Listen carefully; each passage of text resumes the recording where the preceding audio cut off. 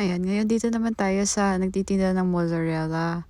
Ang haba ng pila, grabe. Tapos pag magbabayad, dyan lang yung gagawin nyo. Tapos 500 yen siya, hindi siya 10 yen. Kasi yung pinaka bread mukhang 10 yen, pero 500 yen. Kung dito sa Pilipinas, siguro nasa 200 to 250 pesos yung isa niyan. Pero tignan nyo naman yung cheese, no? So, sulit na rin naman siguro para matry. Kasi nga, haba ng pila, di ba?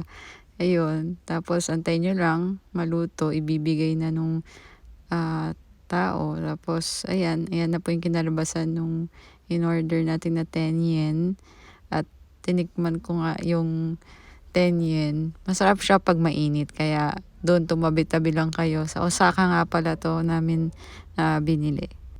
Tapos do'n sa Dotonbori kasi marami rin 'yan, eh. Sobrang daming pila talaga, yung mga sikat.